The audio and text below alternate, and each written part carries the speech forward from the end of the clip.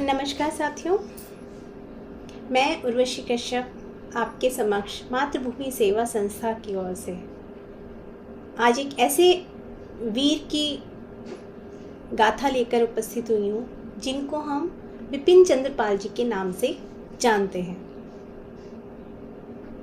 चरित्र निर्माण, समाज सुधार तथा राष्ट्रवादी जन चेतना के लिए समर्पित मातृभूमि सेवा संस्था आज देश के ज्ञात व अज्ञात राष्ट्रभक्तों को उनके अवतरण, स्वर्गारोहण व बलिदान दिवस पर कोटि कोटि नमन करती है।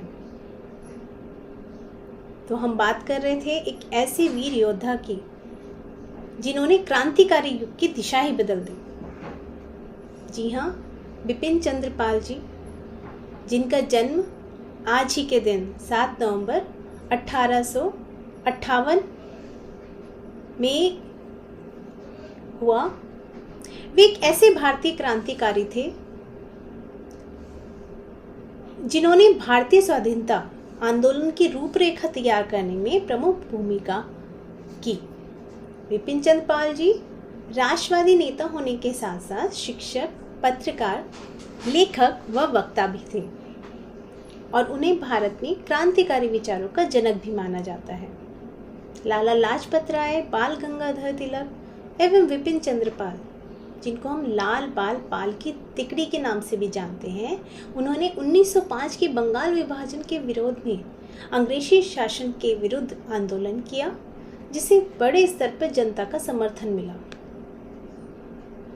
गर्म विचारों के रूप में जाने जाने वाले प्रसिद्ध इन नेताओं ने अपनी बात तत्कालीन विदेशी शासक तक पहुंचाने के लिए कई ऐसे तरीके अपनाए जो एकदम नए थे। इन तरीकों में ब्रिटेन में तैयार उत्पादों का पूर्ण बहिष्कार, मैनचेस्टर की मिलों में बने कपड़ों से परहेज, औद्योगिक तथा व्यावसायिक प्रतिष्ठानों में हड़ताल आदि शामिल थे। उनके अनुसार विदेशी उत्पादों के कारण देश की अर्थव्यवस्था खस्ताहाल हो रही थी और यहाँ के लोगों का काम भी छिन रहा था। उन्होंने अपने आंदोलन में इस विचार को भी सामने रखा। राष्ट्रीय आंदोलन के दौरान गर्म धड़े के अभ्युदय को महत्वपूर्ण माना जाता है, क्योंकि इससे आंदोलन को एक नई दिशा मिली और इससे लोगों के बीच जागरूकता बढ़ी। तो कह सकते हैं विपिन चंद्र पाल जी ने राष्ट्रीय आंदोलन के दौरान जागरूकता पैदा करने की महत्वपूर्ण भूमिका निभाई।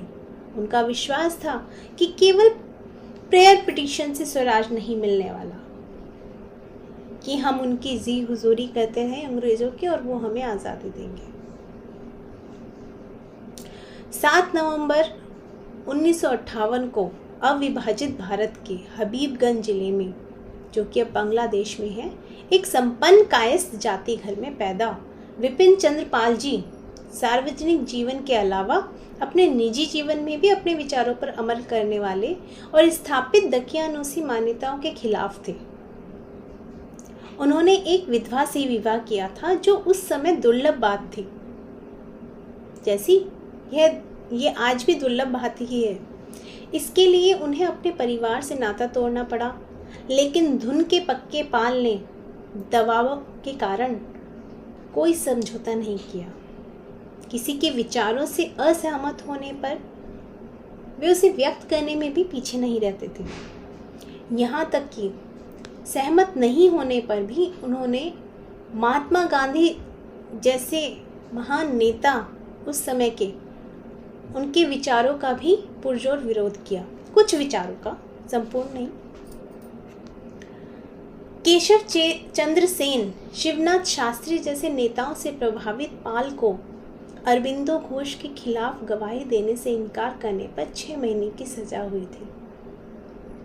ये उनका पापपन ही था, जिसके कारण वह किसी भी तरह का रिस्क उठाने के लिए तैयार रहते थे। इसके बाद भी उन्होंने गवाही देने से इनकार कर दिया था। जीवन भर राष्ट्रहित के लिए काम करने वाले पाल जी का निधन 20 मई 1932 को हो गया। हम बहुत से नागरिक इस बात इनकी रचनाओं से परिचित हैं, लेकिन उनको कहीं ना कहीं हम ध्यान में नहीं ला पाते। जैसे सभी ने इनकी कुछ रचनाएं जो उनकी पुस्तकें हैं, Indian nationalism, nationality and empire और Swaraj and the present situation, the basis of reform, the soul of India, the new spirit, studies in Hinduism, Queen Victoria की उन्होंने बायोग्राफी लिखी। तो अक्सर हमने ये सुना है किंतु ध्यान नहीं है। लेकिन हाँ, लाल बाल पाल के जैसे ही नाम आता है, तिकड़ी का नाम आता है, तो हम समझ जाते हैं लाला लाजपत राय, विपिन चंद्र पाल और बाल गंगाधर तिलक के बारे में बात हो रही है। विपिन चंद्र पाल जी ने लेखक और पत्रकार के रूप में बहुत समय तक कार्य किया। 1886 में उन्हें सिलहट से निकलने वाले परिदर्शक नामक साप्ताहिक में कार्य आरंभ किया।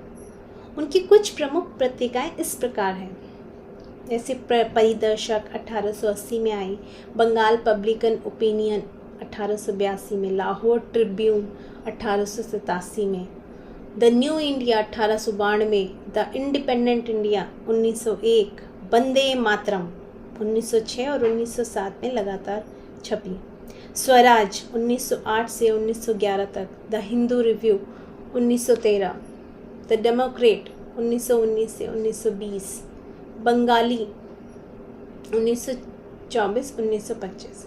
इस तरह विपिन चंद्र पाल जी के जीवन से प्रेरणा लेते हुए हमें भी इस बात का संज्ञान लेना चाहिए कि अपनी न्याय संगत व तर्क संगत बात को, अपने विचारों को बेहिचक बोलना चाहिए। यदि आप सहमत नहीं हैं तो उसका विरोध करने की भी क्षमता होनी चाहिए और हिचकिचाना नहीं चाहिए। अपने आने वाली पीढ़ी के बच्चों के अंदर इस तरह हमें राष्ट्रहित विचारों का संचार लाना होगा, जिससे वे स्वहित के बजाय सर्वहित में ही आत्मचिंतन करें, जिससे वे बड़े होकर राष्ट्र निर्माण में सहभागिता दें। आपका बहुत बहुत धन्यवाद। जय हिंद, जय मातृभूमि। मैं उर्वशी कश्यप, नई दिल्ली।